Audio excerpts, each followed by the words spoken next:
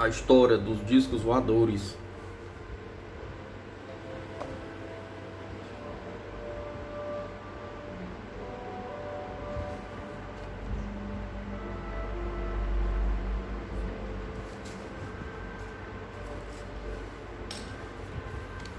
Vênus, que é sem dúvida uma das coisas mais belas do céu matutino ou vespertino, é o planeta que se acha mais próximo da Terra, tanto em distância como em tamanho, embora seja bem mais jovem do que o nosso domicílio no espaço, de acordo com o Dr. Immanuel Velikovsky, o qual certamente terá a sua teoria comprovada dentro em breve. Permanentemente coberta de um manto de nuvens, Vênus esconde todos os seus encantos dos olhos curiosos. Ele representa o verdadeiro planeta do mistério, criando para nós muitas questões embaraçosas. Em termos estatísticos, o planeta é o segundo em órbita depois do Sol. Mercúrio é o primeiro e, como se sabe, a Terra é o terceiro. Outras duas informações estatísticas nos dizem que Vênus é famosa por sua luz cinzenta que brilha fracamente no lado noturno do planeta. Entretanto, recentemente isso foi explicado de modo mais interessante, talvez mais exato, pelo famoso físico falecido John Campbell, em seu artigo na revista Analog, de setembro de 1965. O outro fato interessante é o de que uma sonda americana informou recentemente por meio de telêmetro que a superfície de Vênus acha-se a 800 graus Celsius. Isso só havia sido previsto por uma única pessoa, ou seja, o Dr. Emanuel Velikovsky, já em 1950, incluso no último capítulo do seu livro Mundos em Choque, World in Collision. O Dr. Velikovsky declarou que a temperatura na superfície de Vênus deve ser muito elevada devido ao seu violento processo de criação. Entre outras coisas, havia dois encontros com a Terra acompanhados por descargas de potencial entre esses dois corpos causados pela conversão de momento em calor. Outros astrônomos de nomeada estabeleceram a temperatura de Vênus em 25 graus centígrados, 14,2, 17,5 e 30 graus Celsius, somente no ano de 1961. Descobriram, não sem surpresa, que a temperatura era de quase 600 graus, a última coisa que se esperava de Vênus. Atualmente, o serviço telemétrico no local nos dá um dado muito exato de 800 graus e podemos aceitar isso. Entretanto, é possível que tenhamos sido um tanto dogmáticos ao inventar a hipótese de que não existe vida inteligente em nosso sistema solar. A informação para nós enviada por telêmetro pelos nossos satélites mostra que esse ponto de vista é correto, porém não podemos ter certeza absoluta até que tenhamos realmente descido na superfície do planeta. Pode haver também vida inteligente nos planetas capazes de se desenvolver em ambientes onde a vida humana não poderia sobreviver. Embora saibamos muito pouco sobre as condições desses planetas relativamente próximos da Terra, o nosso conhecimento sobre os planetas mais afastados do nosso sistema é praticamente nulo. Até agora, nenhuma informação foi recebida por telêmetro dos planetas Júpiter, Saturno, Urano, Netuno e Plutão. Portanto, embora as informações dos satélites recebidas até então tendam a confirmar a hipótese científica de que não existe vida inteligente no nosso sistema solar, é importante conservar a mente receptiva a respeito da proveniência dos discos voadores. Se aceitarmos a prova de que nossos viajantes nos têm observado há muito tempo, e quem poderá negá-lo? Pergunta. Então chegamos a uma conclusão imediata: a tecnologia deles deve ser realmente fantástica. Já ouvimos falar de espaçonaves em várias milhas de comprimento pairando bem alto sobre a Terra. Talvez alguns de nós tenham corrido com delicadeza e rejeitado essa ideia como pura asneira. Entretanto, além do fato deles terem sido observados pelos nossos melhores pilotos, devemos recordar que até mesmo as nossas pequenas aeronaves a jato estão sendo substituídas por outras cada vez maiores. Por exemplo, o novo modelo do supersônico Concorde será uma espécie de Leviatã. Com o tempo, nossas próprias espaçonaves serão enormes cidades voadoras, talvez em vários milhares de comprimento. Elas terão que ser assim por motivos econômicos. Teremos que seguir as leis de conservação da energia e diminuir as perdas. A mão de obra e o trabalho dos robôs que seremos obrigados a transportar para os planetas atrasados, entre aspas, de nosso sistema solar terão que ser quase em número astronômico a fim de reforçá-los e colocá-los em funcionamento para fins construtivos. serão usados robôs para Vênus e Mercúrio, bem como para alguns dos outros planetas. Em primeiro lugar, precisamos aprender a vencer a gravidade, a inércia, como fizeram nossos visitantes espaciais, e então estaremos aptos. Nada é impossível com Deus. Até mesmo as muitas leis espirituais naturais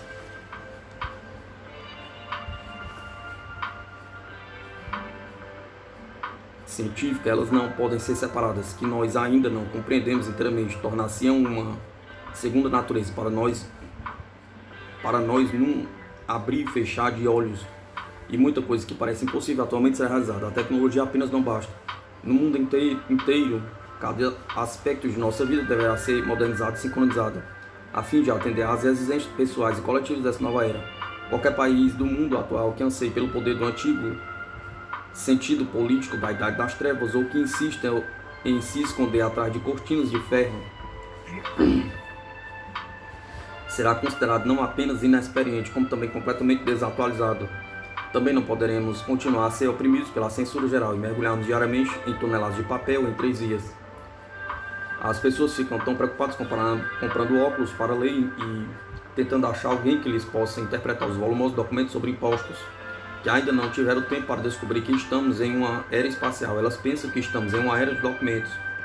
Entretanto, já progredimos muito e estamos a ponto de nos tornarmos membros integrantes de nossa galáxia, contando que não se dê ouvidos às facções que alterariam a finalidade do homem apenas por um prazer malévolo.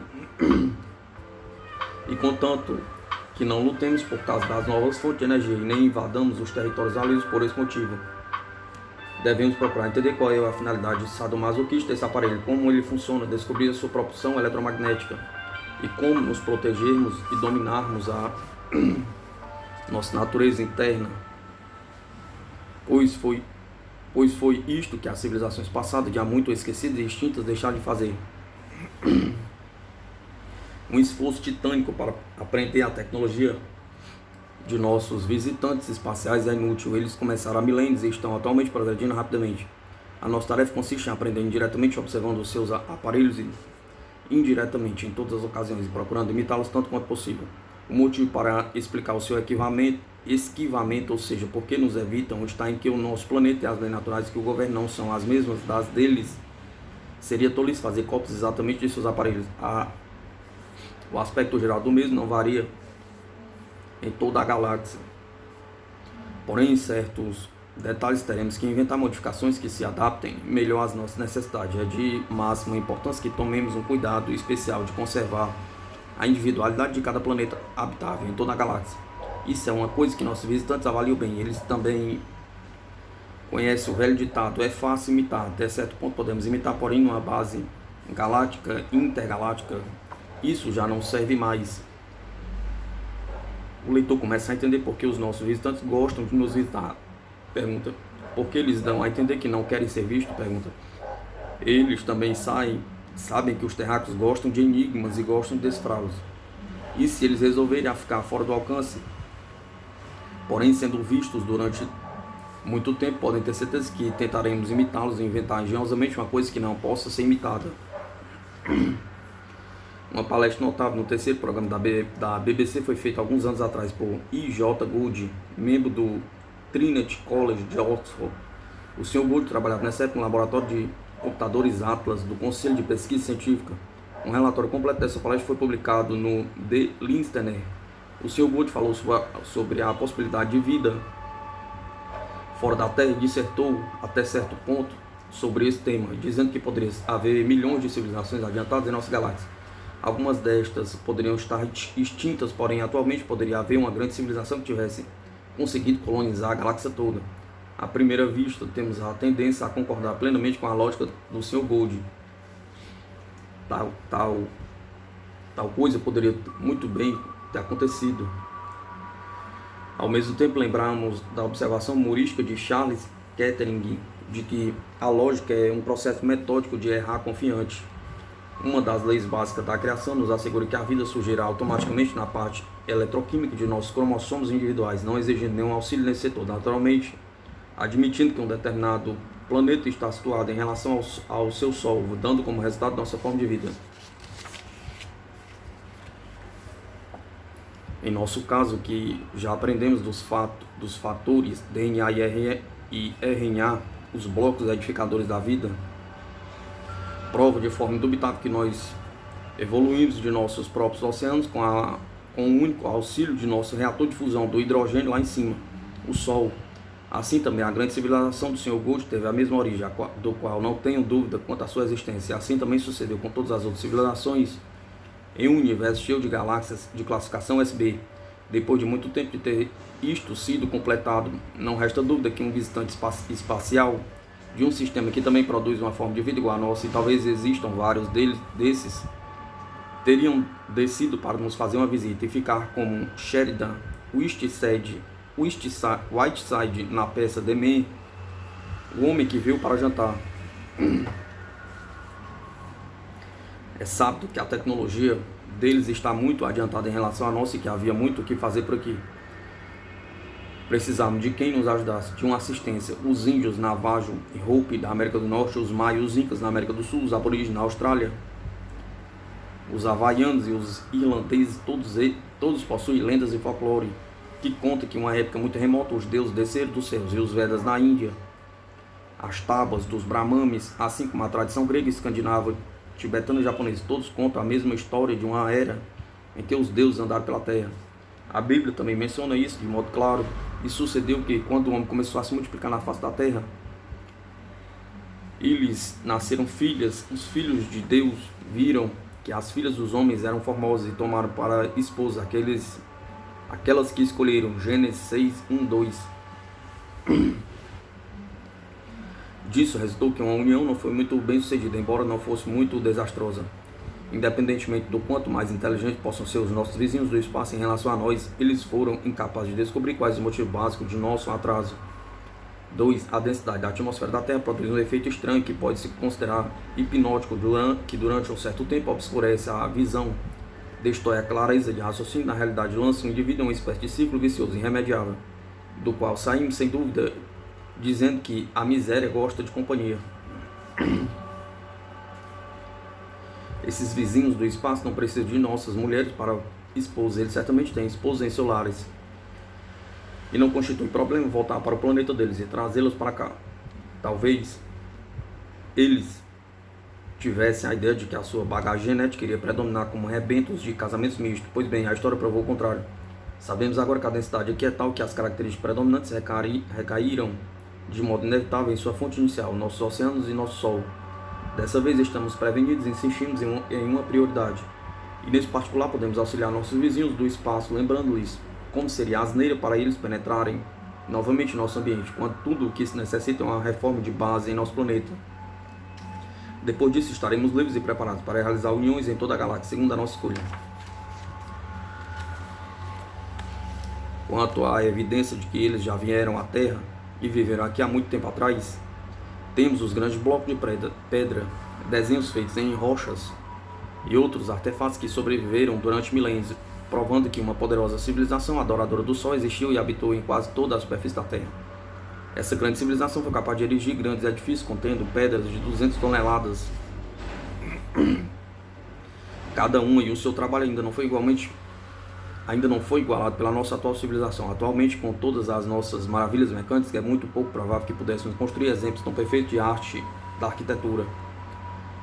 Sabemos que uma grande catástrofe destruiu o mundo há cerca de 15 mil anos. Tudo o que restou dessa civilização antediluviana foram alguns poucos sobreviventes daquelas construções maravilhosas espalhadas por todo o mundo. Hoje em dia, eles são um lembrete de um verdadeiro libelo para certos cientistas que não são capazes de aceitar que tenham existido na Terra nenhuma civilização mais avançada do que a nossa, há mais de 8 mil anos. A chamada fortaleza de Sacsayhuama fica no pico de uma montanha acima da moderna cidade de Cusco, nos Altos Andes do Peru. Algumas das pedras usadas na construção das paredes pesam cerca de 200 toneladas cada uma. Elas se ajustam perfeitamente uma à outra, que não é possível enfiar uma faca entre as pedras. Um outro exemplo é a Porta do Sol em Tiahuanaco, no lado boliviano do lago Titicaca, que fica numa altura de 12 mil pés nas montanhas. Ele possui uma figura esculpida representando o Sol, cercado por mensageiros alados, e também é esculpido no mesmo um calendário astronômico exato de um tipo muito especial. Entretanto, ela, além da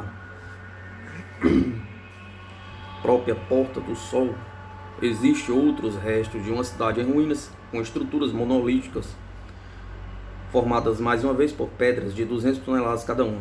Como foram elevadas essas pedras a essa altitude de 12 mil pés há milhares de anos atrás, ou teria ocorrido uma catástrofe repentina naquela época, fazendo com que se elevasse toda a cidade de Tiahuanaco, aquela altura acima do nível do mar? Pergunta.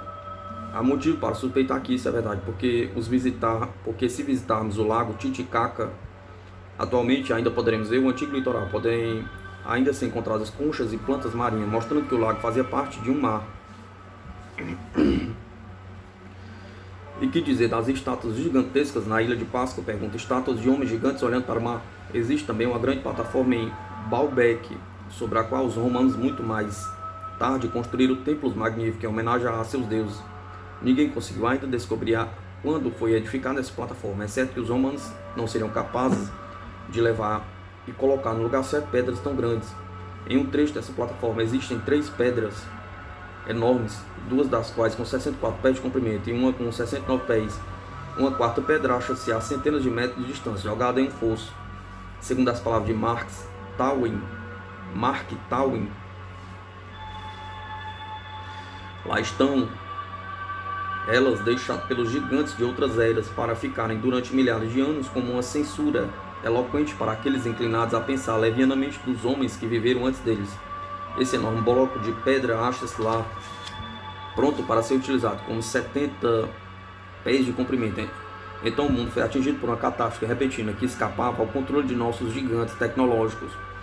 O nosso sistema solar achava-se ainda em seu estado bruto e desprotegido. Essa catástrofe deve ter sido repentina, porque tanto em Baalbek como na Ilha de Páscoa existem sinais de que o trabalho teve que ser abandonado às pressas. Sabemos também que ao norte da Sibéria,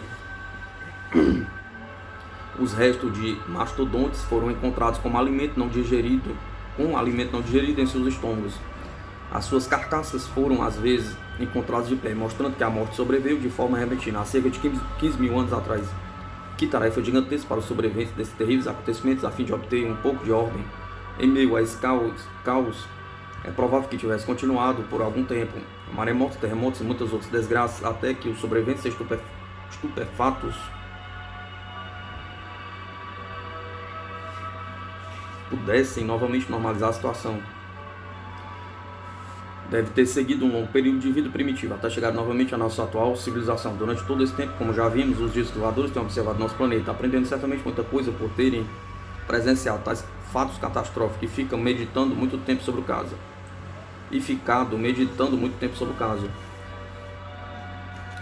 As aterrissagens. Se encerrarmos a verdade enterrando-a no solo, ela crescerá e adquirirá tal poder explosivo que no dia que explodir arrastará tudo à sua passagem. Emile Zola.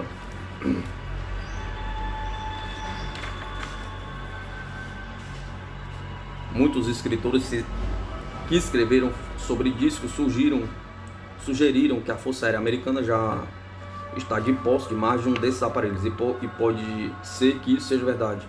No mês de junho de 1947, o conhecido autor de rádio e teatro britânico Hugh Green estava dirigindo seu carro através da América, indo de Hollywood para Filadélfia. Ele ligara o rádio do carro para espantar o sono, quando de repente um comentarista interrompeu o programa para anunciar que um disco voador havia caído no estado de Novo México e que o exército estava se dirigindo ao local para investigar.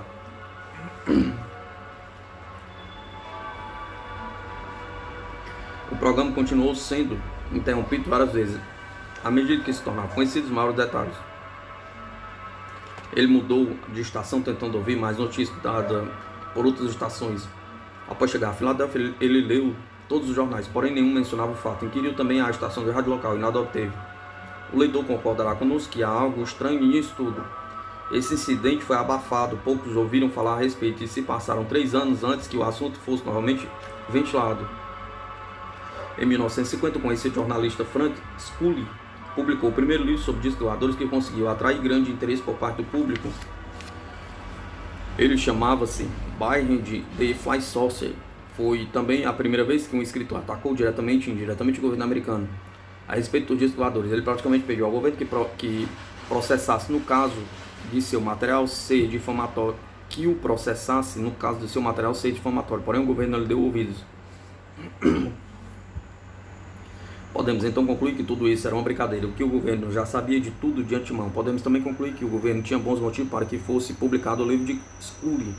Tratava-se então do início de uma vasta rede internacional, já muito além de seu estado de planificação, uma rede que, através de agentes secretos, controlaria indiretamente a censura e censuraria a seu bel prazer toda a propaganda dos jornais e em toda parte. Esse assunto dos discos voadores.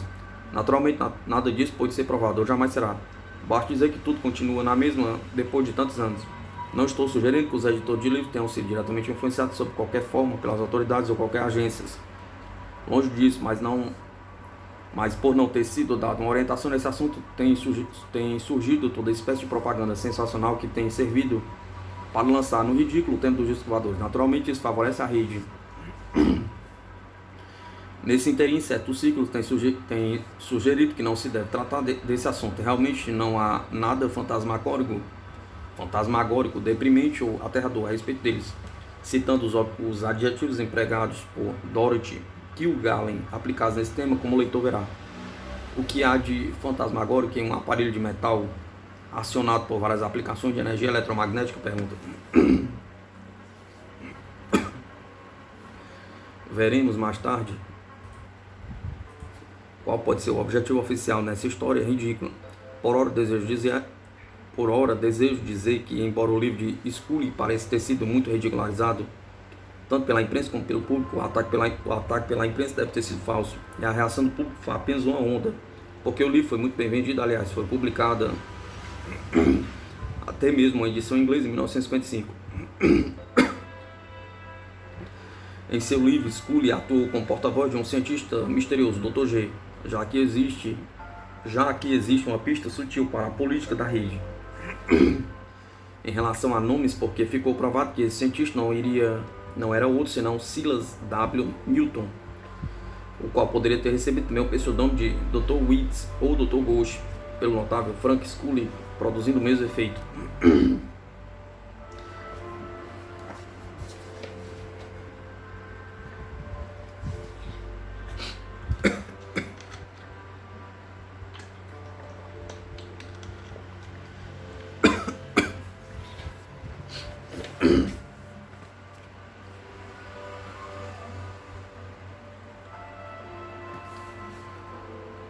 Seja como for, o furo era de que o Dr. G havia realizado uma conferência na Universidade de Denver no dia 18 de março de 1950, no qual ele declarou que 3 dos 4 discos que tinham apresentado defeitos de funcionamento e feito aterrissagem forçadas, um deles próximo a Aztec, no México, tinha sido confiscado pelo governo, e um certo número de pequenos homens foram encontrados mortos dentro deles, e que um grupo de cientistas especializados em pesquisa geofísica tinham inspecionado nos aparelhos e encontrado 16 homens com 36 a 40 polegadas de altura, todos queimados.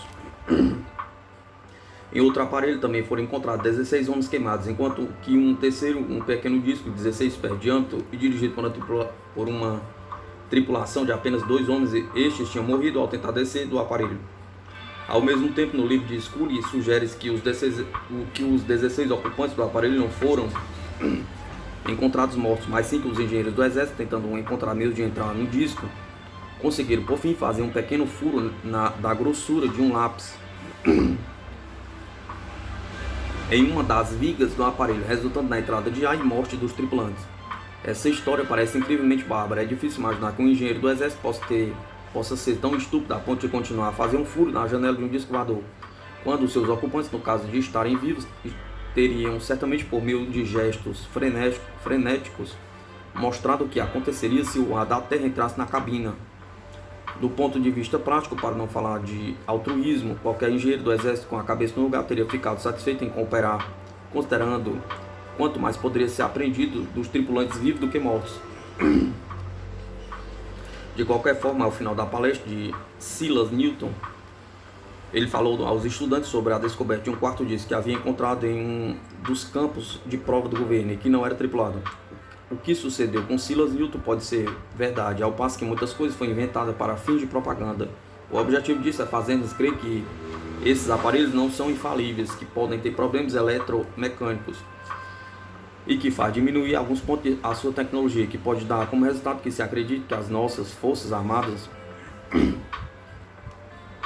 poderiam nos proteger dos visitantes do espaço se houvesse necessidade. Uma outra notícia de aterrissagem notável e de igual importância surgiu na edição dos 5 de setembro de 1955 no Stuttgart Tageblatt, Oslo, Noruega, 4 de setembro de 1955. Somente agora uma comissão de inquérito do governo norueguês está preparando a publicação da notícia do exame dos restos de um UFO que caiu próximo a Spitsbergen, ao que parece no início de 52. O presidente da comissão, coronel Gernot Darnbiel,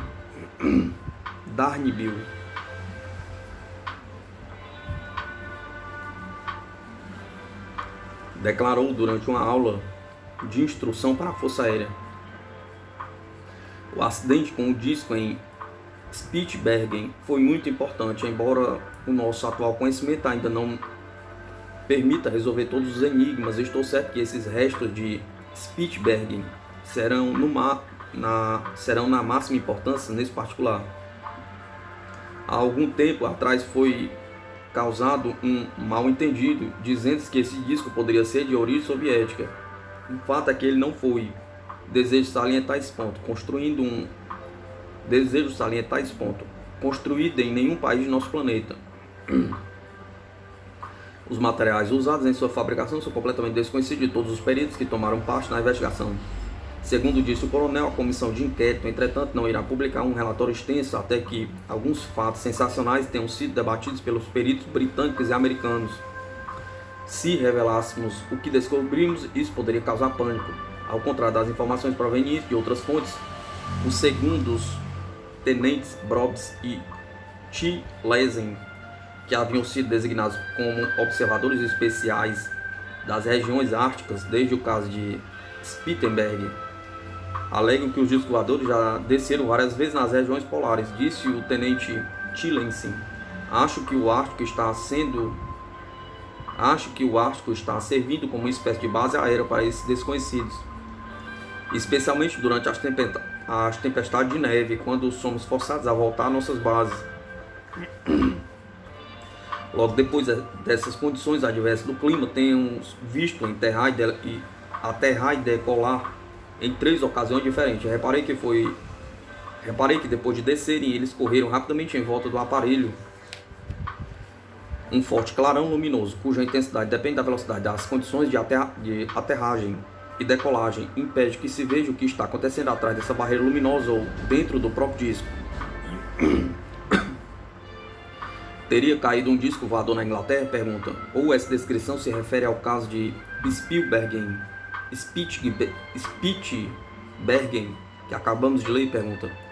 A seguinte história, cobografada para a América no mês de maio de 1955, através do escritório de Londres do International News Service por Dorothy Kilgallen, jornalista muito conhecido, na ocasião correspondente do Journal American de New York, mostra que um deles aterrissou e que possivelmente foi examinado pelos cientistas e aeronautas britânicos. A descrição de Dorothy Kilgallen, vinda de Londres, é reproduzida a seguir, tirada do Los Angeles Examiner. Ela foi também publicada na Fly Source Review, Londres, 22 de maio. Vou descrever hoje uma história que é decididamente fantasmagórica, para não dizer deprimente. Os cientistas e aeronautas britânicos, após examinar os restos de um misterioso disco voador acidentado, estão convencidos que esses estranhos objetos voadores não são ilusões de ótica, nem inventos soviéticos, porém são discos voadores que vêm de outro planeta. A informação é dada por uma fonte oficial britânica que prefere permanecer no anonimato. Acreditamos, baseados na investigação feita até agora, que os discos são tripulados por homenzinhos com menos de 4 pés de altura. É aterrador, mas não se pode negar que os discos voadores vêm de outro planeta. Essa autoridade menciona terem um cientista declarado que um aparelho voador desse tipo não poderia ter sido construído na Terra. Fiquei sabendo que o governo britânico está retendo um comunicado oficial sobre o estudo dos discos voadores atualmente, porque talvez não deseje amedrontar o público. Quando meu marido, Richard Kilmer, produtor e rádio comentarista da Brother, e eu chegamos aqui para passar as férias, não tive nenhum pressentimento que estaria fazendo parte do debate para saber se os discos voadores são reais ou imaginários. Todos os tipos de explicação para os mesmos foram apresentados nos Estados Unidos, porém nenhuma autoridade oficial da Força Aérea dos Estados Unidos anunciou até agora que essas misteriosas naves voadoras tenham vindo realmente do espaço sideral. Se nós reconhecermos que Dorothy Kilgallen, uma jornalista responsável de bom conceito, recebeu essa informação de um oficial do gabinete do governo britânico, então é porque existe alguma verdade na história. Então, se o caso da Inglaterra e o de Spitsbergen são verdadeiros, é possível que aquele mencionado por Scully também o seja. Um correspondente da Fly Source, Rivel, descreveu o que se passou com ele em Cuernavaca, no México, no verão de 1951. Ele dialogou com alguns profissionais mexicanos. Um deles, um engenheiro, disse que ele havia realmente auxiliado a carregar um disco voador e a sua tripulação morta em um avião de transporte. Esse disco havia caído em um vale desabitado na Sierra Madres. Ah, senhor, disse ele, eles eram elegantes. Aqueles homenzinhos com traços delicados e pequenas mãos bem desenhadas. Mas parece que houve uma explosão em seu aparelho, pois ficaram queimados, e quando encostei a mão no rosto de um deles, a pele se destacou como se tivesse sido cozida. Uma história semelhante de muitos aspectos à de Scully, Spitsbergen e Kilgallen nos chegaram do jornal italiano Clipeus, que descreve o encontro de um disco voador submerso no Mar do Norte, próximo à costa da Alemanha. Um famoso cientista norueguês, Dr. Hans Larsen Loberg, foi um dos convocados para investigar esse disco encontrado no fundo do mar. Essa investigação realizou-se em Heligoland, uma ilha alemã fortificada. Esse objeto foi encontrado durante a maré baixa, com seu topo para fora d'água. Esse disco circular media 30 metros, cerca de 90 pés de diâmetro, e 23 metros, cerca de 60 a 9 pés de altura. A cor externa do disco era igual ao alumínio, porém mais tarde, por meio de testes de laboratório, verificou-se que tratava-se de um material desconhecido para nós. Embora tivesse o peso aproximado do alumínio, esse material foi submetido a teste de fusão. Os resultados foram surpreendentes. Ele suporta facilmente temperatura de 15.000 graus Fahrenheit, sem mostrar nenhum indício de fusão. Esse disco era sem costuras e não apresentava nenhum sinal de parafuso ou soldagem. O Dr. Lobenken declarou: a cabine do aparelho estava hermeticamente fechada, mas depois conseguimos entrar e notamos que uma de suas seções havia leitos idênticos aos leitos portáteis de uma ambulância. Quando passamos para outra cabine, os dormitórios, presenciamos uma cena inacreditável, pois vimos 7 seres humanos, todos amontoados devido à inclinação do aparelho no momento da queda, e todos estavam mortos. Segundo as declarações de outros cientistas, a idade deles parecia ser 25 ou 30 anos. Todos estavam gravemente queimados, e a altura deles deveria ser de 1 metro a 85 centímetros. Os dentes estavam todos perfeitos. Essa descoberta, segundo o Dr. Lobengen, contribuiu para o esclarecimento de certos fatos obscuros relativos ao mistério do UFO. E o que é mais importante, confirma a existência de seres extraterrestres. O mesmo artigo no jornal Clipeus declara que o caso da ilha de Heligoland não é um caso isolado. O senhor José Horner, diretor da rádio Pueblo e presidente da Picker Broadcasting Companhia, afirmou que 3 discos voadores foram obrigados a fazer uma aterragem infeliz por aviões militares americanos enquanto voava sobre o estado de Montana. O único piloto extraterrestre que sobreviveu ao acidente foi mantido vivo durante cerca de 2 anos em uma grande incubadora construída especialmente para esse fim na Califórnia e transportado para um local isolado que era fortificado. Horner declara que, a fim de ser capaz de se comunicar com esse ser do espaço, os cientistas dos Estados Unidos tinham utilizado imagens, e depois alguns linguistas conseguiram ensiná-lo a ler e escrever em inglês. Além disso, Horner declarou que ele havia estado em um dos discos voadores capturados e descreveu as suas características. Ele media 30 metros de diâmetro e estava dividido em 5 seções, como todos os outros engenhos espaciais desse tipo, os quais, segundo Houghey, consistia de 2 discos gigantescos girando ao redor de uma cabine fixa no centro. As cabinas dos pilotos do disco visitado por Houghey pareciam tubos cilíndricos espessos com tampas herméticas em ambas as extremidades. O ambiente dentro do aparelho era o resultado de uma mistura de gases sob pressão contendo 30% de oxigênio e 70% de hélio. Como energia propulsora, o disco utilizava turbinas eletromagnéticas, formando um forte campo magnético gerado pelos anéis rotativos e capaz de impeli-lo a uma velocidade tremenda. As variações dos campos em relação às diferentes velocidades explicaria as mudanças de cor tão frequente observadas no disco em voo.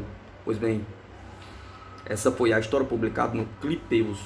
Se o Sr. Houghey está descrevendo corretamente os fatos, então, nesse caso, a Força Aérea dos Estados Unidos tem muita coisa para explicar. Terão que dar um motivo razoável para o fato de terem obrigado os 3 discos a descer, resultando em grande perda de vidas. Isso no caso de terem sido responsáveis.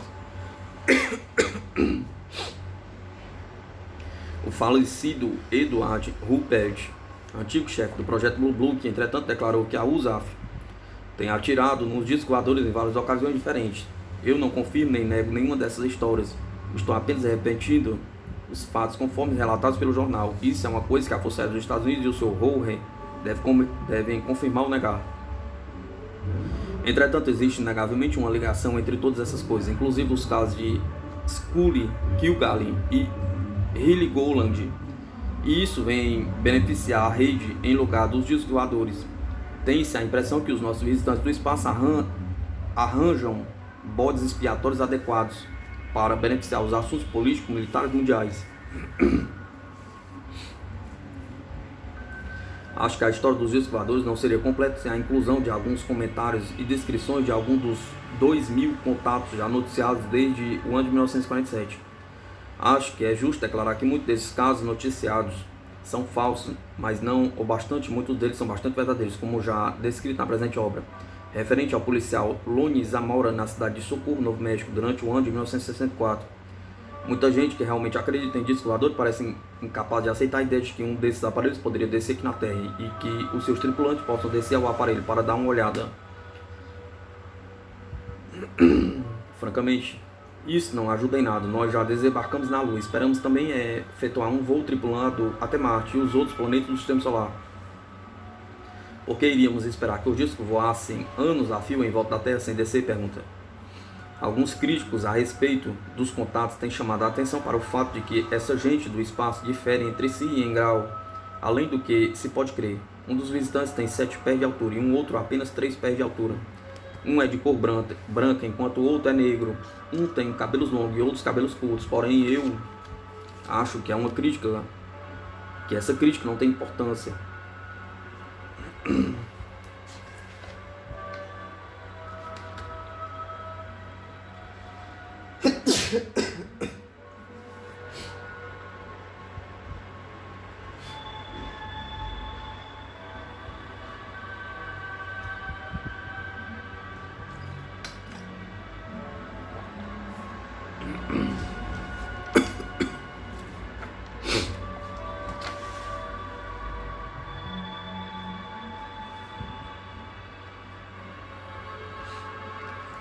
Afinal de contas, deixando de lado os nossos estilos de corte de cabelo, temos em nossa terra gente de 4 cores diferentes, de muito tamanho e culturas. Como então deveríamos esperar que nossos visitantes não diferenciem uns dos outros? Pergunta. Principalmente se estão chegando, segundo muita gente pensa, de mais de um planeta. Outra crítica feita com frequência é de que as mensagens que as pessoas alegam ter recebido de seus visitantes do espaço para a humanidade são de um caráter muito ingênuo. Portanto, as críticas dizem que essas histórias não são reais. Mas o que tem de ingênuo nessas mensagens? Pergunta. Ao que parece, os visitantes disseram às pessoas contatadas que não ficava bem o uso da energia atômica para o fabrico de bombas.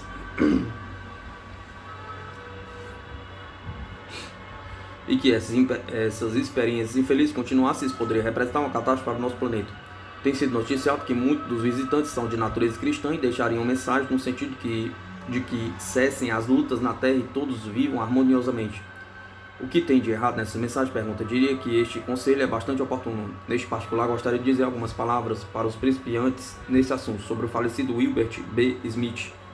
Wilbert B. Smith faleceu em 27 de dezembro de 1962. Ele foi encarregado da primeira estação de localização de discos oficiais do mundo, fundada pelo governo canadense em Charlie Bay, perto de Ottawa. Isso foi chamado Projeto Magnet. Foi depois superintendente da Radio Regulations, Departamento de Transporte, Ottawa. Em certa ocasião realizou investigações no caso de contato.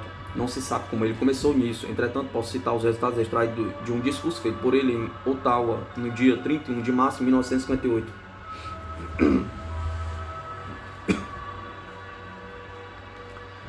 A conclusão inevitável foi a de que tudo era bastante real, porém que a ciência de fora era decididamente estranha, possivelmente até mesmo para sempre além da nossa compreensão. Por isso foi tentada uma nova abordagem, a filosófica. Nesse caso foi encontrada uma resposta em todo o seu esplendor. Não vou entrar em detalhes sobre as muitas mudanças de ideias e de pensamento básico e apenas declarar que essa gente do espaço sideral demonstrou grande paciência e compreensão para sobrepujar os preconceitos e as informações erradas que eu havia acumulado durante anos. Comecei a perceber pela primeira vez na vida a unidade básica do universo, da ciência, a filosofia e tudo o que nela se contém. A matéria e a energia são facetas da mesma joia. E antes que qualquer faceta possa ser apreciada, a própria forma da joia tem que ser percebida. Uma das coisas mais importantes que tive de receber foi a de que não estamos sós. A raça humana, na forma de homem, estende-se por todo o universo. Sendo muito antiga, a sua aparência física é também uma só, entre as muitas manifestações pelo caminho da evolução. A nossa civilização aqui na Terra atualmente é apenas uma das muitas que já vieram e se foram. Esse planeta já foi colonizado muitas vezes por povos de outros lugares, e a nossa atual raça humana são irmãos sanguíneos dessa gente. É de admirar, portanto, que estejam interessados em nós, pergunta. Para os pensadores ortodoxos isso pode se parecer estranho, porém não é muito de admirar, como as nossas ideias ortodoxas a respeito da evolução. Aqui cabe a pergunta: se esses indivíduos são nossos irmãos e estão interessados em nosso bem-estar, por que se mostram indiferentes? Pergunta. A resposta pode ser obtida. Existe uma lei básica no universo que concede a todos os indivíduos independência e liberdade de escolha, a fim de que eles possam tirar a partir de suas experiências. Ninguém tem o direito de intervir nos assuntos dos outros. Realmente, os nossos 10 mandamentos recomendam a não interferência.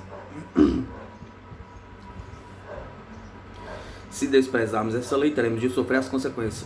Sendo fácil perceber que a nossa atual situação mundial pode ser diretamente atribuída à violação desse princípio. Gostaria de dizer algumas palavras sobre a filosofia dos discos voadores. Talvez seja um dos aspectos mais interessantes do estudo dos discos.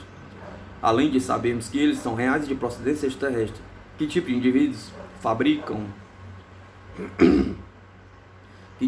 indivíduos os fabricam e voam neles? Pergunta. Com o que se parecem? Pergunta. Eles? Pergunta. Como pensam eles? Pergunta. As suas ideias e ideais são semelhantes aos nossos? Pergunta. Seria possível compreendê-los? Pergunta. Tem havido muitos exemplos de contato publicados entre essa gente do espaço e o povo da Terra, e muitos outros que não foram publicados. Como sempre acontece em qualquer setor novo e romântico, existem aqueles que duvidam e exageram. Porém, não é muito difícil determinar que a grande maioria é honesta e autêntica. Por exemplo, quando mais ou menos uma dúzia de contatos independentes sem ligação comum entre si, e cada um acreditando sozinho que ele ou ela foram favorecidos mais do que todos os outros na recepção dessa mensagem, e contam a mesma coisa, coincidindo até nos nomes e descrições, não se pode deixar de crer que eles estão dizendo a verdade. Além disso, quando o material recebido através de muitas fontes é reunido e analisado, eles vêm reforçar uma filosofia completa e excelente que faz nossos esforços parecerem o rufar de tambores selvagens. Essa gente nos fala sobre um magnífico plano cósmico, do qual somos uma parte, que ultrapassa o ciclo da vida de uma única pessoa, nação ou civilização, ou até mesmo de um planeta ou um sistema solar.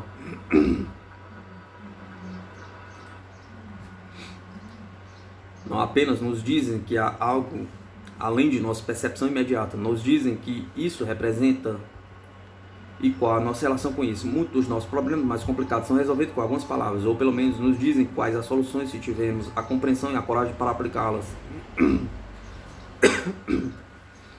Falam-nos sobre as impropriedades de nossa ciência e dão-nos um fundamento básico para uma nova ciência, que é ao mesmo tempo mais simples e contudo mais atraente do que essa monstruosidade matemática que conjuramos. Falam-nos sobre um modo de viver que é uma utopia além de nossos sonhos e dos meios para consegui-lo. Será possível que uma tal filosofia magnífica e consistente seja o produto da imaginação de um certo número de menticaptos desorientados? Pergunta. Acho que não. Se a única prova que tivemos fosse filosófica, poderíamos confiar disso. Porém, quando isso está associado com observações, milhares delas, não podemos desprezá-las tão facilmente. Isso é especialmente verdadeiro quando consideramos que a ciência que nos provém dessa gente explica de uma maneira na qual temos sido incapazes de fazer. Porque os discos se portam dessa maneira e como podem fazer coisas que para nós é totalmente possível.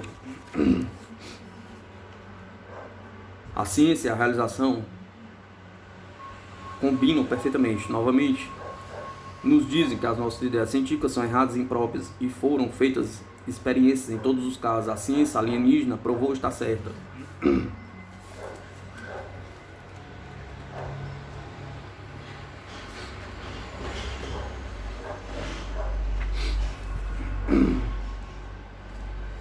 Muita gente pode perceber que mais de 5 anos antes de George Adamski, a pessoa mais divulgada quanto a contatos com tripulante de disco ter anunciado o seu primeiro contato com o ser terrestre, um outro homem, J.C. Higgins, encontrou-se com vários espaçonautas em um lugar remoto do Brasil. Isso se deu em 23 de junho de 1947, poucos dias depois do caso Arnold.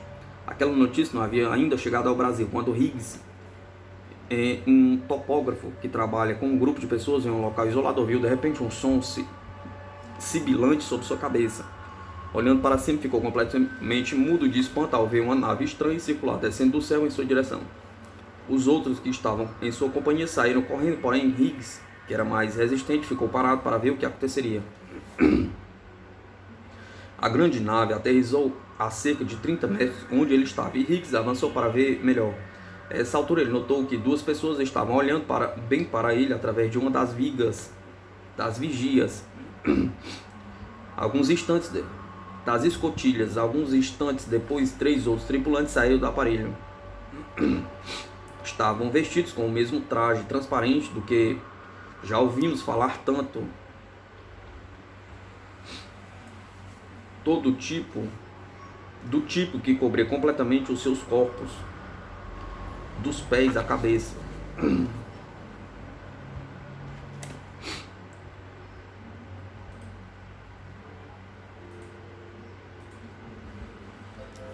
E em suas costas uma caixa de metal igual a descrita por Salvador Villanueva, no México, durante o ano de 1953. Eles tinham cerca de 7 pés de altura e, embora não tivesse barba e pouco cabelo, Higgs descreveu-os como sendo de boa aparência.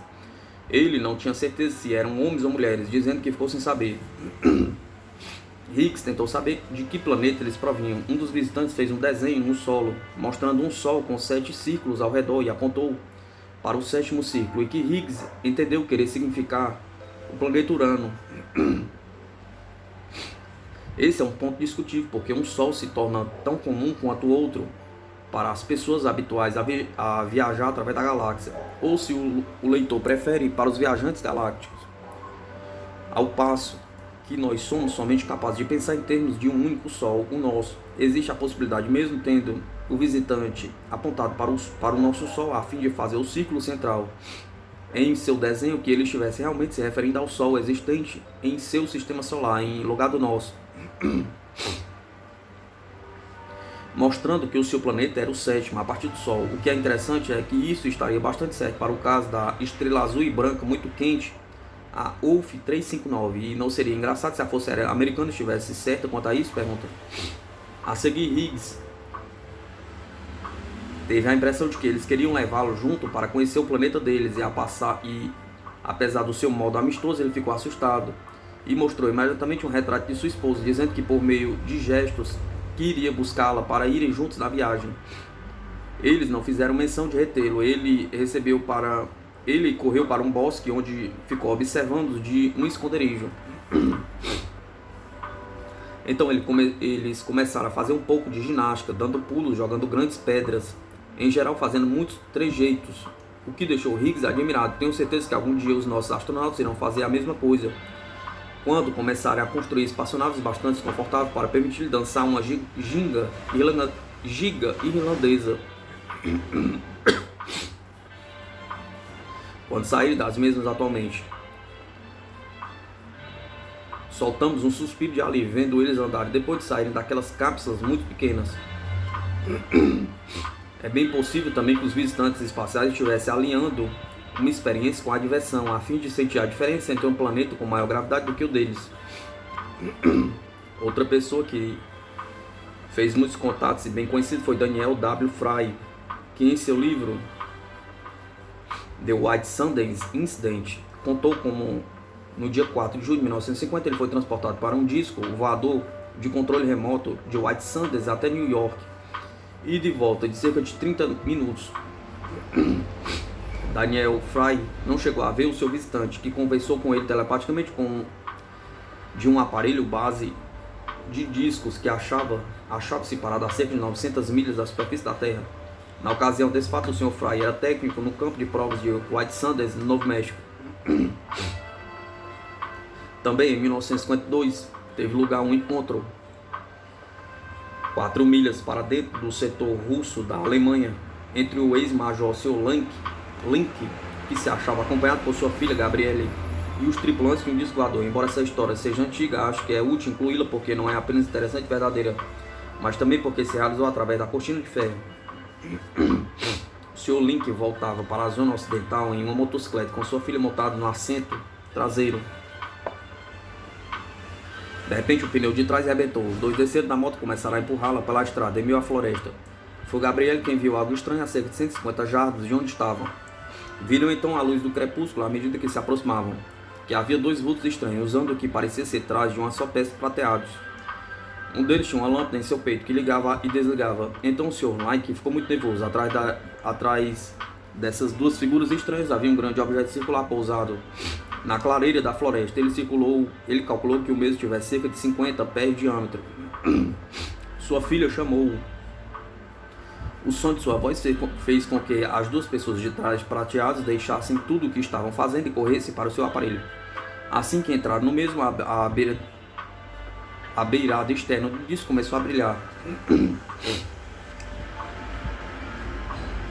Essa conduta parece muito comum a alguns desses visitantes. Por exemplo, o mesmo se deu com uma aterrissagem na Austrália, que será descrita mais tarde, e uma outra ocorrida no sul da França.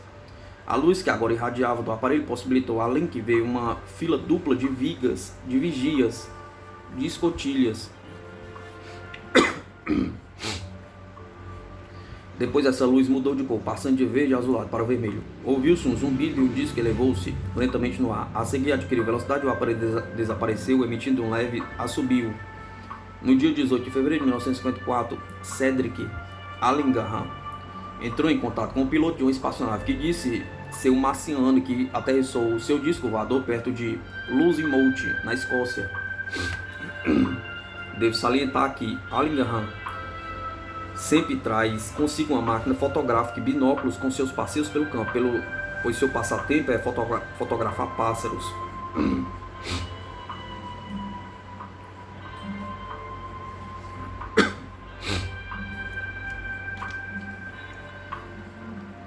Por volta das 12h35 da tarde, ele viu o disco pela primeira vez e tratou de tirar algumas fotos do mesmo. Elas estão incluídas em seu livro Flying Saucer from Mars. Depois ele acompanhou o aparelho com o binóculo até o mesmo desaparecer de vista. Após comer o seu almoço, Allingham continuou a sua caminhada ao longo da costa, afastando-se de Losemouth.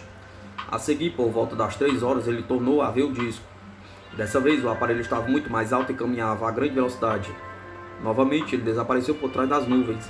Allingham declarou que às 3h30 ele começou a voltar para Losemouth.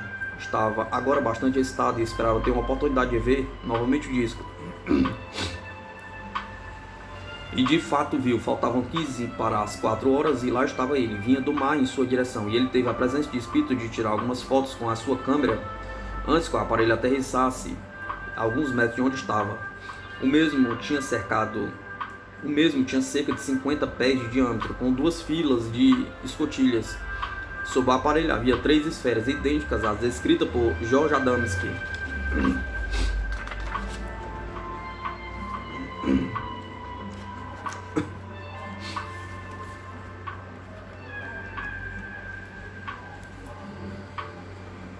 Será que o povo do espaço anda em nosso meio? Pergunta.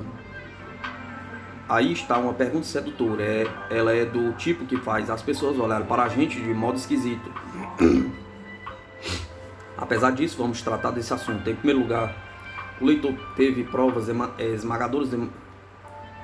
esmagadoras demonstrando, além de qualquer dúvida, que os habitantes dos sistemas solares vizinhos ao nosso têm nos visitado e observado durante milênios. Então é evidente que a tecnologia deles é também muito avançada. Para eles não seria difícil ouvir as nossas irradiações de programas de rádio e televisão. Quanto aos idiomas dessas civilizações adiantadas, aprenderam durante muito tempo, todos os idiomas de nosso planeta. Embora isso não fosse muito necessário, pois os seus aparelhos devem possuir um sistema de tradução equivalente ao usado pelas Nações Unidas. Pode muito bem ser que haja alguma infiltração de pessoas de outro planeta no nosso, sem que percebamos. Isso pode parecer uma coisa absurda, mas tente o leitor imaginar o adiantamento dessas civilizações. Admitindo-se isso, é absolutamente inútil tentar resolver esse problema baseado em nossos pontos de vista atuais. Se desejamos compreender esse assunto, então o que temos a fazer é desenvolver a nossa visão e imaginação, deixando de lado as ideias que não se baseiam no senso comum. A Fly Social Review apresentou um argumento interessante com o título de Visitantes de Longe, escrito por Frank Burr, que tratava do tema do povo do espaço em nosso ambiente. Assim ele se expressou: não existe prova que haja em nosso mundo algumas pessoas do espaço sideral, mas também não existe prova de que não vivam. Eles poderiam se introduzir facilmente entre o povo do Tibete e lá poderiam se infiltrar em muitos outros países e se misturar conosco. É evidente que seriam mais prontamente aceitos por gente que acredita em ocultismo e que não são ridicularizados por alegarem terem visto algo fora do comum. O súbito aparecimento deles não seria investigado pelas autoridades de imigração ou pela polícia, e eles poderiam estabelecer o direito de viver na Terra sem ter de explicar a sua procedência. De longe, seria uma resposta muito satisfatória para quem perguntasse de onde eles vinham. Não se pode saber se o Tibete continua sendo um bom lugar para os extraterrestres iniciar suas atividades depois da invasão chinesa. Entretanto, é possível que continue, pois o Sr. Byrne salienta que existem muitas tribos nas montanhas do Tibete, que possuem homens entre eles que não nasceram nas tribos, e sempre dizem que vieram de longe. Eles poderiam se misturar com refugiados vindos da Índia. Existem muitas outras regiões remotas e montanhosas no mundo onde os discos voadores podem descer à noite, sem serem notados e decolar novamente, deixando um outro alienígena para viver em um mundo estranho. Por exemplo, um lugar ideal seria as montanhas de Donegal, na Irlanda. Entretanto, é muito duvidoso que uma infiltração pudesse ser feita com facilidade em países altamente organizados como a Inglaterra, Rússia e Estados Unidos. Mesmo assim, é provável que tenha ocorrido alguma infiltração já há algum tempo. E como os movimentos de resistência na França durante a Segunda Guerra Mundial, os visitantes podem ter amigos que arranjem passaportes, dinheiro e o equivalente de um caminho de fuga. Dificilmente haveria algum problema de idioma, pois qualquer um realizando tal missão aprenderia o idioma do país onde iria ser lançado. Bem como noções dos idiomas de outros países que esperassem visitar.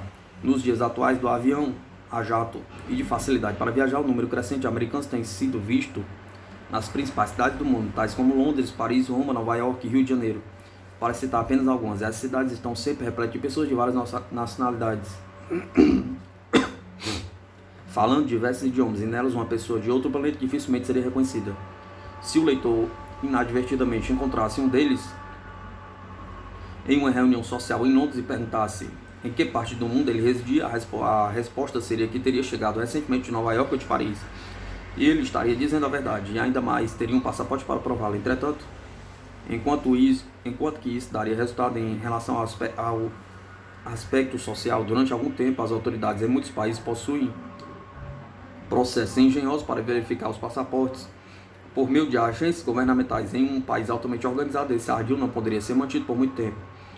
Apesar disso, será que o povo do espaço ainda anda em nosso meio de tempos em tempos? Pergunta.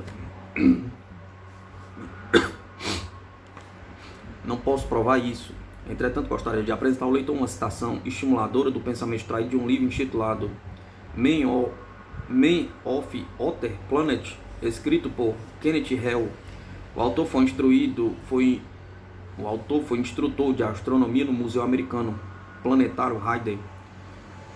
Sem ter havido visitantes de outros mundos, se tem havido visitantes de outros mundos, nós poderemos ser descendentes deles. É possível que há milênios nossos antepassados tenham chegado do espaço em suas astronaves. Podem até haver em nosso ambiente atualmente homens de outros planetas que conseguiram aprender o nosso idioma e adotar os costumes dos países onde desceram. Poderiam estar aqui em grande número, porém nós não notaríamos sua presença, ou podem estar ainda sob formas diferentes, tornando-se irreconhecíveis. Eis a opinião de um autor.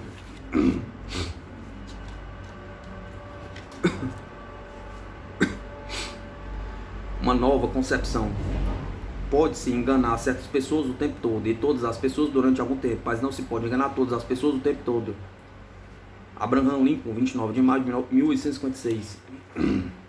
O leitor tem agora uma visão de enorme conjunto de provas mostrando a autenticidade dessas naves alienígenas vindas de outros mundos. A pergunta que se faz com frequência é a de por que nós que representamos o público não somos informados oficialmente que os discos voadores são reais? Por que a verdade está sendo retida? Pergunta. Acho que o presente livro respondeu bem a essa pergunta. Além disso, uma vez que as pessoas veem e pensam por si mesmas, porque é preciso haver uma permissão oficial das autoridades que representam apenas uma pequena parte da sociedade? Pergunta. Evidentemente, se os discos voadores fossem inimigos e pretendessem nos conquistar, já teriam feito isso há muito tempo. Pelo que temos visto de sua tecnologia, bastaria alguns segundos para invadir o mundo todo. Eles têm mostrado durante décadas e até milênios que essa não é a intenção deles. Podemos ter certeza de que as autoridades americanas e inglesas estão bem a par dessa situação, assim como outros governos no mundo inteiro. Se não fosse assim, eles não passariam anos a fio fazendo brincadeiras de raid. Por exemplo, a The UFO Dance declara que existem duas escolas de pensamento quanto ao sigilo da Força Aérea Americana em relação aos UFOs. A primeira delas considera que a Força Aérea tem provas da realidade dos UFOs, porém estão mantendo em segredo até que o público esteja convenientemente preparado para receber tal notícia. A segunda tende a pensar que o sigilo não é devido a nenhum conhecimento, porém há diferença de opinião e devido à censura nos círculos aeronáuticos. Quanto a mim, sou de opinião, como já disse, que as autoridades sabem a verdade sobre o disco voador desde 47. É possível que já tenham sabido antes dessa data. Além disso, tiveram quase 25 anos para iniciar um programa educativo para preparar as massas. Entretanto, não acho que a Força Aérea Americana seja a organização responsável pela retenção da verdade sobre os UFOs. Acho que a política em relação aos UFOs provém de um nível muito mais alto e que as várias repartições do governo, inclusive a Central Intelligence Agency, são instrumentos utilizados para não deixar que se saiba a verdade. Em um artigo publicado na Social News, intitulado UFOs and Government Secrets, o Sr. C.W. Fitch narra como ele teve um diálogo com o falecido Wilbert Smith, antigo chefe do projeto Magnet do governo canadense, 2 anos antes do seu falecimento. O Sr. Smith disse-lhe que não era a Força Aérea, e sim um pequeno grupo de altas patentes do governo.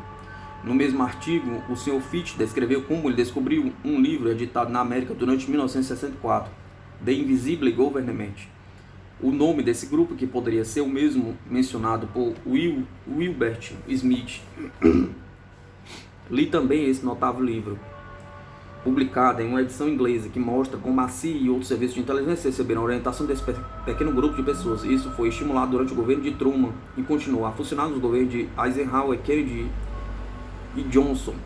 ele é chamado Grupo 54x12. Naturalmente existem muitos motivos para os governos do mundo não reconhecerem os discos. Vejamos alguns deles. Pânico, dado como resultado da interrupção imediata de nossas organizações. Todos sabem que o que aconteceu quando uma estação de rádio informou brincando sobre uma invasão de marcianos na década de 30. Foi tão real a transmissão que milhares de pessoas entraram em pânico e somente no dia seguinte a situação se normalizou. De certo modo, a prevenção do pânico já é um motivo suficiente. Entretanto, já se passaram quase 25 longos anos e as autoridades oficiais não fizeram a menor tentativa de iniciar um programa educativo consciencioso em relação aos nossos visitantes do espaço. Será que o motivo é eles saberem menos do que o povo, como já sugerimos antes, e espero nos manter amedrontados enquanto eles tentam compreender o assunto? Pergunta. Nesse interim, temos recebido uma dose contínua de filmes de terror não censurados, dos quais os visitantes do espaço são permanentemente descritos como globos de protoplasma, monstros e inimigos, nos quais nós acabamos vencendo devido ao nosso grande poder mental e sempre saímos vencedores, nós, os super-homens. Não é preciso dizer que a utilização dos filmes de cinema para condicionar as multidões para qualquer fim que os poderes constituídos tenham em mente é um truque moderno dos mais antigos. Nesse caso, torna-se muito ridículo, porque se os discos quisessem nos fazer guerra, o que não querem, que não haveria força nem tecnologia na Terra que pudesse fazer alguma coisa. O público deve se comprometer a libertar-se desse condicionamento dos filmes da TV, porque nós não poderíamos sair vencedores. Em segundo lugar, esses filmes monstruosos representam a pior diplomacia possível em relação aos nossos visitantes, constantemente acrescentando um insulto a outro. Porque ofender a tecnologia, que talvez seja 100 mil anos na nossa frente, que algum dia alcançaremos, mas nunca compreenderemos? Pergunta.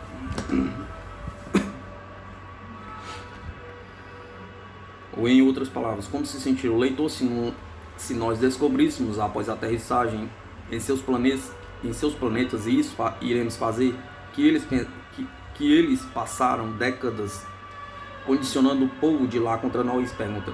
Por exemplo,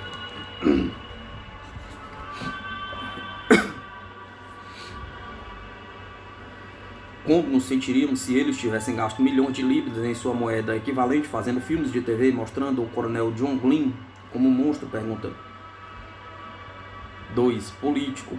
É possível que tanto o Oriente como o Ocidente estejam tentando capturar e dissecar um disco voador para descobrir como ele funciona. É evidente que se de um lado da cortina de ferro ou outro pudesse obter o segredo da propulsão do disco em primeiro lugar, isso seria muito mais que uma vantagem. A nação que conseguisse isso consideraria a outra como índios. Entretanto, acho muito provável que tanto os americanos como os russos já possuem alguns modelos de discos experimentais que copiaram a muito custo através da observação e estudo dos casos de aparições. Irei um pouco mais longe. Sugiro que tanto os governos americanos quanto o russo já possuem um entendimento em relação à política dos UFOs. Essas duas nações podem estar em desacordo em todas as coisas.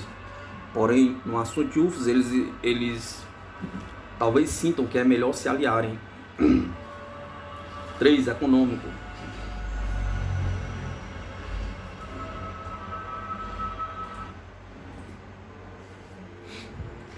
Esse é um motivo muito importante que poderá ter até o apoio dos próprios visitantes do espaço. Se os discos são capazes de usar alguma forma de energia natural livre para a sua propulsão, e se esse conhecimento se tornaria disponível para a humanidade, poderia haver um caos econômico. Imagine as consequências disso nas indústrias de carvão, petróleo e eletricidade, para mencionar apenas 3.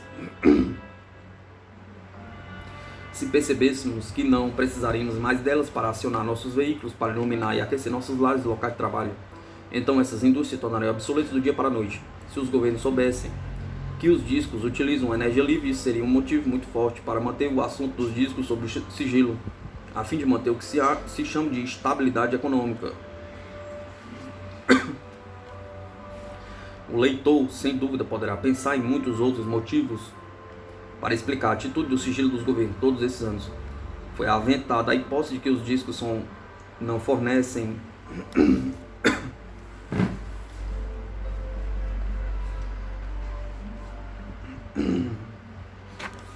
foi aventada a hipótese de que os discos não foram reconhecidos porque não havia nenhuma repartição do governo em nenhum país para tratar desse assunto. Esse é um ponto de vista muito interessante, muito plausível. É verdade que não possuímos repartições do governo para tratar de assuntos extraterrestres. Temos o Ministério da Guerra, etc., da Defesa, etc. Entretanto, se pensarmos um pouco, encontraremos falhas nesse argumento. Naturalmente, eu concordo que não existam tais repartições do governo. Não bastante se o serviço de inteligência de vários países anunciarem naves alienígenas na nossa atmosfera, alguém irá notar isso. E essa pessoa que, se não existir departamento do governo para tanto, será o primeiro-ministro da Grã-Bretanha, o presidente dos Estados Unidos e os governos de outros países. As notícias dessa natureza, em geral, são encaminhadas para a maior autoridade. Pode-se ter certeza de que um grupo de pessoas receberá ordens para estudar o fenômeno e depois se pronunciará a respeito. É evidente que no momento não existe nenhum departamento de Estado para tratar de assuntos extraterrestres, pelo que devemos agradecer a Deus. Não bastante esse assunto interessa a certas pessoas de alto nível, bastante competentes. É possível que até mesmo o povo do espaço não deseje forçar uma aceitação de sua civilização de modo apressado. Uma pessoa bem conhecida que teve contato com tripulantes de disco foi Bruno Guibaldi, o qual resumiu esse assunto muito bem. Ele é jornalista em Turim e bastante conhecido pelo público de rádio e TV italiana. Em um artigo na Fly Saucer Review, Gordon W. Craigold cita Guibaldi sobre o motivo por que não foi feito ainda um contato em larga escala.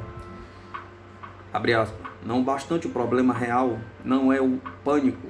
Nossas massas ainda não estão preparadas para uma revelação dessa espécie.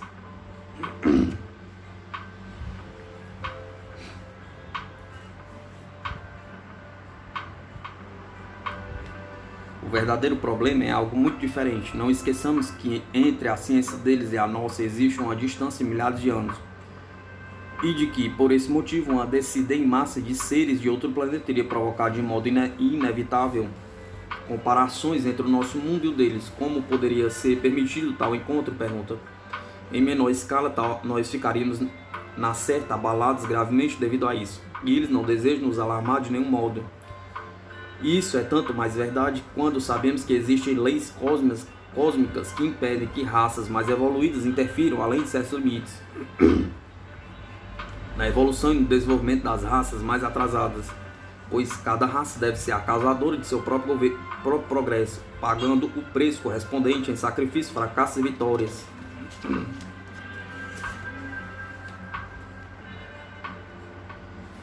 No começo de 1966, um grande número de reclamações foi encaminhado para a imprensa americana, salientando que algo estava errado na maneira em que o projeto Blue Book estava tratando das investigações sobre os UFOs e que muitos pilotos tinham sido ridicularizados por terem comunicado o encontro com tais objetos. Devido a isso, as autoridades americanas entraram em ação e realizou-se uma audiência oficial sobre os UFOs feita pelo Comitê de Serviço da Câmara dos Representantes sob a presidência do ilustre L. Mendel Rivers em Washington. No dia 5 de abril de 1966, o Dr. J. Allen Hynek foi um dos que testemunharam e deram a sua opinião ao comitê. Ele é diretor do Centro de Pesquisa Astronômica Lindenheimer, em Northwestern University, e desde 1947 tem sido consultor científico civil para o projeto Blue Book da Força Aérea Americana. No início ele não acreditava na existência dos UFOs, mas com o passar dos anos ele começou a verificar que realmente havia algum rumor, segundo suas palavras, que deveriam ser totalmente investigados. Como resultado dessa audiência, um grupo de cientistas chefiados pelo Dr. Edward Condor, notável físico, reuniu-se na Universidade de Colorado a fim de investigar os discos voadores. Esse projeto foi contratado pela Força Aérea Americana e começou as suas atividades no outubro de 1966. No início de 1969, o relatório Condor foi publicado e suas conclusões foram negativas. Ele não dizia abertamente que os UFOs não existiam, mas também não declarava que eram reais. Como resultado do relatório, a Força Aérea aproveitou a oportunidade para encerrar o projeto Blue Book. O trabalho do Comitê Condor durou 2 anos e houve lutas e desacordos entre seus membros, dando como resultado demissões e desistências de algum deles. O Comitê Condor foi criticado por dar muita ênfase ao estudo de casos sensacionais e deixar de lado os casos presenciados por várias testemunhas, realmente bem autenticados, tendo presentes pessoas de mentalidade científica. Um exemplo disso é a aparição da Ilha de Trindade, mencionada na presente obra. Entretanto, falando francamente, eles deixaram sem explicação um certo número de casos. Apesar disso, a autoridade havia se manifestado e a imprensa, que lia as conclusões publicadas em um relatório de quase 1000 páginas, aceitou a orientação oficial. Nos anos seguintes, pouca coisa apareceu nos jornais do país a respeito desse assunto. Atualmente, a situação está começando a se modificar novamente, apesar do Comitê Condon continuarem a aparecer UFOs no mundo inteiro. Tem sido visto por policiais, pilotos, operador de radar, operador de torre e controle de outras pessoas responsáveis. O Dr. J. Allen Hineker e outros cientistas estão prosseguindo suas pesquisas sobre os UFOs. Em um artigo publicado no jornal de alto conceito, o Christian Science Monitor, o Dr. Hineker escreveu: o estudo do fenômeno dos UFOs prosseguirá, apesar de toda dessa oposição ridícula. Entretanto, é improvável que as repartições do governo possam fornecer fundos para tais estudos. Em vista do relatório Condon e da atitude da Força Aérea, a melhor solução seria uma investigação contínua, bem feita e sigilosa, isenta de publicidade, apoiada por fundações ou particulares. Ela deve ser realizada por cientistas especializados em física e psicólogos que preenchem os requisitos para serem cientistas na forma estabelecida certa vez pelo famoso físico Schrödinger. Ele que diz: o primeiro requisito de um cientista é que ele seja curioso. Deve ser capaz de ficar admirado e com grande desejo de descobrir.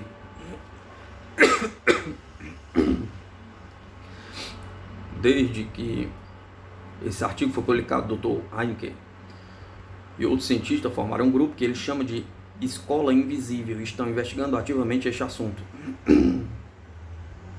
Como já disse, os UFOs continuaram a ser vistos em todas as partes do mundo. Uma aparição muito interessante de um UFO deu-se no 1º de junho de 1967, culminando com uma aterrissagem em um subúrbio de Santa Mônica, a 4 km de São José de Valderas, onde o UFO foi visto pela primeira vez, perto de Madrid, Espanha. O senhor Antônio Ribeiro, um dos mais famosos ufologistas da Espanha e um dos principais escritores do mundo sobre o assunto, descreveu este caso na Fly Saucer Review. O UFO era redondo, com cerca de 12 a 13 metros de diâmetro e formado de duas partes, com suas partes côncavas opostas. O extraordinário foi que a parte de baixo do aparelho tinha uma marca estranha.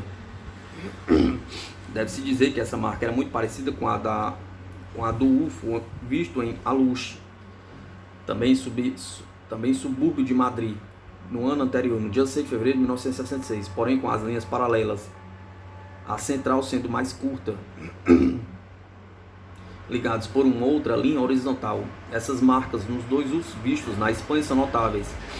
A única marca vista em um disco foi no caso do policial Loni Zamora, em Socorro, Novo México.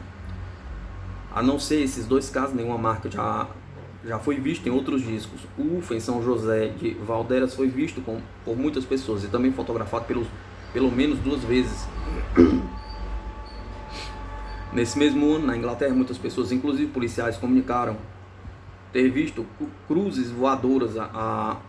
E existe a história interessante que teve muita publicidade na imprensa e na televisão, dos 2 policiais que perseguiram um UFO na estrada de Devon em velocidade que chegaram até 90 milhas por hora. Em um artigo publicado na Fly Saucer, o Sr. Gordon Craigold descreve como o Malaya Daily News, jornal em idioma chinês, publicado em Kuala Lumpur, trazia a foto de um disco voador em sua primeira página na edição do dia 29 de maio de 1968.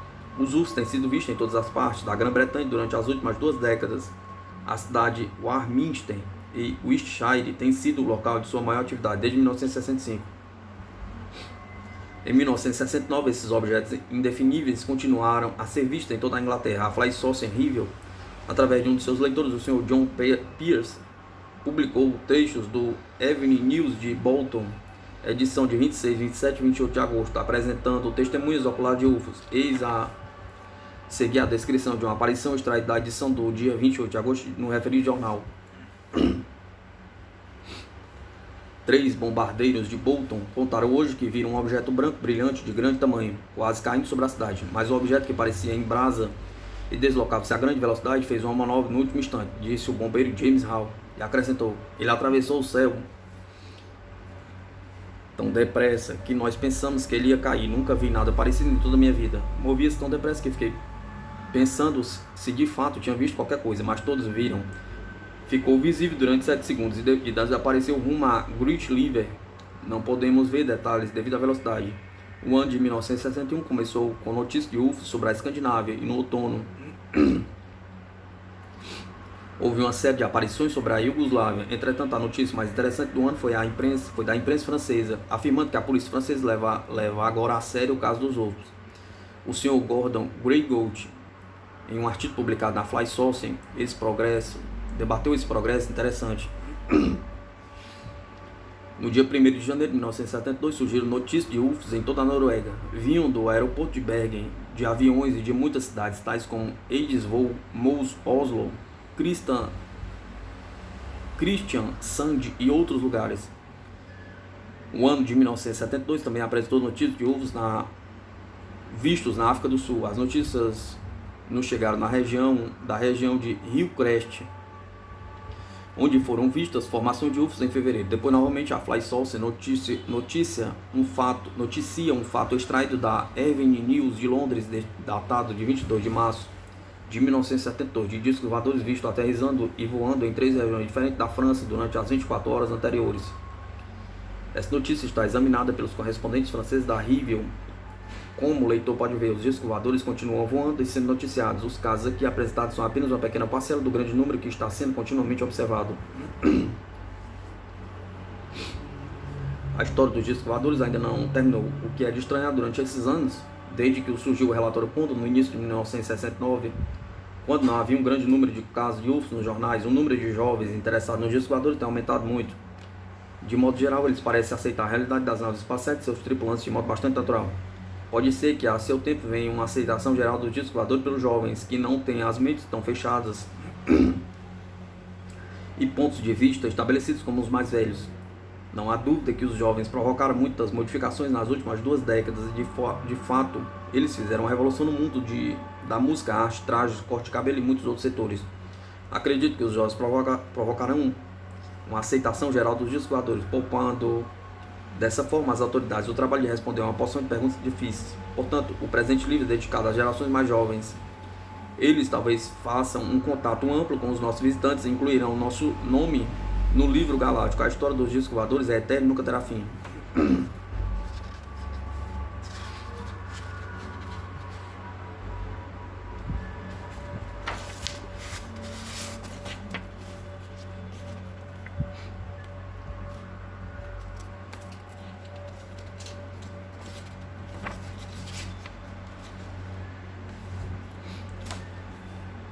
Declarações de personalidades importantes sobre os discos. Políticos. Posso afirmar que os discos voadores, se existem, realmente não são fabricados por nenhum país da Terra. Presidente Truman, numa conferência à imprensa no ano de dia 4 de 1950. Não acho que seria certo dizer que eles vêm de um planeta, isto é, de um único planeta, segundo o general Twittingen, ex-presidente Eisenhower, numa conferência à imprensa em 1954. Discos voadores, objetos voadores não identificados, ou seja lá o que for, são verdadeiros. Senador Barry Goldwater, coronel da reserva da USAF. Trata-se de um fenômeno que interessa a toda a humanidade. Angelo Cicero, antigo presidente da Comissão de Defesa do Senado italiano. A existência dessas máquinas voadoras é evidentemente, e eu as aceito de modo absoluto. Marechal do Ar, Lord Dowding. Se eles vêm de Marte, não devemos ficar com medo. General Twittingen, durante uma palestra com pilotos na base de Amarillo, no dia 15 de maio de 1954. Notícias fidedignas mostram que existem objetos voadores ingressando em nossa atmosfera a velocidades muito elevadas e controlados por inteligências pensantes. Marechal Delmer Farney, antigo chefe de mísseis da Marinha Americana, numa conferência de imprensa em 16 de janeiro de 1957. Pois se continuarmos a recusar a existência desses objetos não identificados, acabaremos algum dia confundindo-os com mísseis teleguiados por um inimigo e poderá acontecer o pior. General J.L. Chasten, antigo coordenador da Defesa Aérea das Forças Aliadas na Europa Central, OTAN. Extraído do prefácio do livro Discos Voadores e o Mistério da Linha Reta, de Aimé Michel. Entretanto, restou uma porcentagem de 20% do total das notícias provenientes de crédulos observadores sobre as coisas relativamente incríveis. General John Samford, antigo diretor de inteligência da USA, conferência de imprensa em 29 de junho de 1952. Uma coisa é absolutamente certa: estamos sendo observados por seres do espaço sideral. Albert M. Schoep, antigo coordenador oficial da imprensa da Força Aérea, controlando informações sobre UFOs no Pentágono. Vi muitas vezes discos voadores seguindo e ultrapassando os mísseis em voo na base experimental de White Sands, no Novo México, onde, como se sabe, foi testada a primeira bomba atômica americana. Coronel Mark Laughlin, perito em mísseis, declaração feita em 1949. O que representa uma prova? Pergunta. Será que um UFO terá que aterrissar em Hoover, em trance, no Pentágono, junto aos chefes? Pergunta. Ou será que constitui uma prova quando uma estação de radar de terra detecta um UFO, envia um jato para interceptá-lo, é visto pelo piloto do jato, localiza com o seu radar apenas para vê-lo sumir a uma velocidade incrível? Pergunta. Será que é uma prova quando um piloto de jato atira em um UFO e continua contando a sua história, mesmo ameaçado de corte marcial, da corte marcial? Pergunta. Será que isso constitui prova? Pergunta. Capitão Edward Ruppelt, ex-chefe do projeto Blue Book da USAF, extraído do prefácio do seu livro, o relatório sobre os objetos voadores não identificados. É um risco calculado admitir que os chamados discos voadores não constituem uma ameaça para o bem-estar e a segurança dos nossos cidadãos.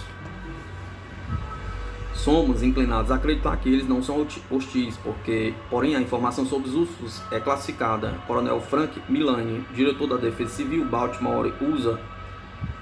É possível que os discos voadores venham de Vênus, utilizando o lado invisível da Lua como base.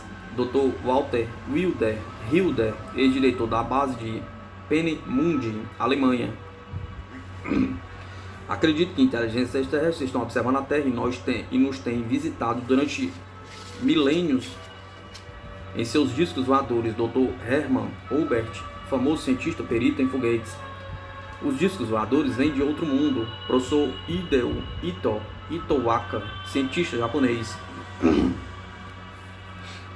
Eles são estranhos e terrivelmente rápidos. Acho que o governo deveria estabelecer um alerta de 24 horas com radar, telescopia, câmeras para fotografar o céu e outros aparelhos. Dr. JJ Kalinkivsky, cientista perito em raios cósmicos, trabalhando em projeto da Marinha, que juntamente com os outros cientistas avistou 2 UFOs em formato de charuto perto de Minneapolis. Acredito que existam objetos que não são identificados. Dr. Carl Sagan, famoso astrônomo da Universidade da Califórnia, membro da comissão consultora sobre biologia espacial da NASA, da Academia Nacional de Ciências, e o grupo das Forças Armadas de Estudo à Vida Extraterrestre.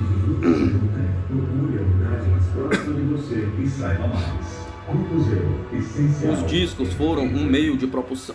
Os discos usam um meio de propulsão diferente dos nossos. Não existe outra explicação. Os discos voadores vêm de outro mundo. Louis Breguet, fabricante francês de aviões. Acredito que os discos voadores provêm do espaço sideral, pilotado por seres de inteligência superior. William Lear, presidente da Lear Company, fabricante de aviões e equipamento eletrônico. Os discos voadores têm uma origem extraterrestre. Nem os americanos nem os russos são capazes de fabricar máquinas desse tipo. As características dos discos são claramente superiores às atuais possibilidades da ciência. Pierre Closmer, da aviação francesa. Deve ser algum tipo estranho de espaçonave vindo de outro mundo. O capitão James Howard, piloto da BOAC, que avistou um UFO acompanhado por outros 6 subcomandantes.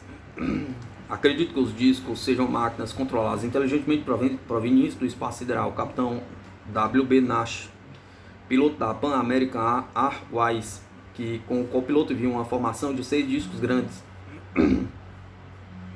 Até agora não estava convencido da existência dos discos, agora sei que eles existem. Capitão Richard A. Wicks, piloto da TWA, que com a tripulação e 7 passageiros viu um disco acompanhando o seu aparelho perto de South Bend.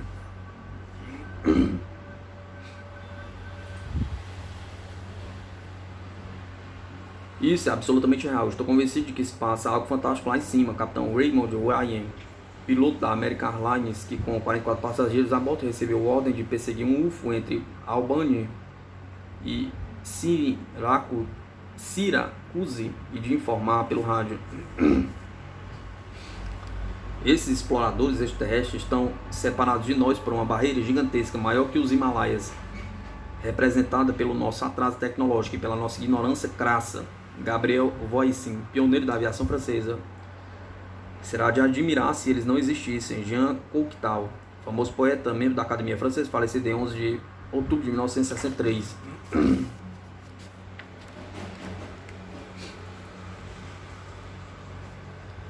Dois símbolos vistos em duas naves aterrissadas.